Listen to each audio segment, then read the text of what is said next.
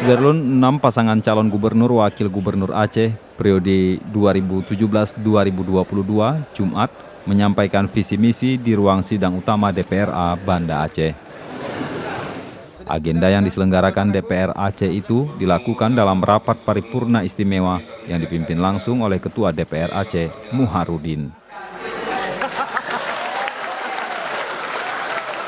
Setiap pasangan diberikan waktu masing-masing 20 menit untuk memaparkan visi misi dan program kerjanya jika nanti terpilih menjadi gubernur dan wakil gubernur Aceh periode 2017-2022.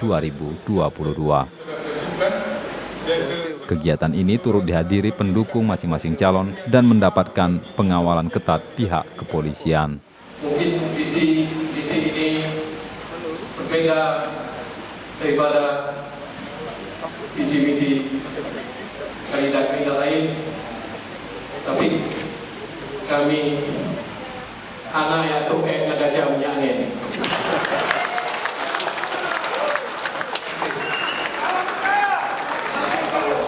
Kami terpilih jadi pemimpin Aceh, saya akan belajar untuk kemenang dan Khalid untuk sama-sama berceramah kemana-mana. Boleh mengangkat pesan bang saya dan kami akan menjadi kiai langitan. Sesuai dengan Permendagri 74 2016, kami kemarin telah dilantik sebagai PLT Gubernur Provinsi Aceh.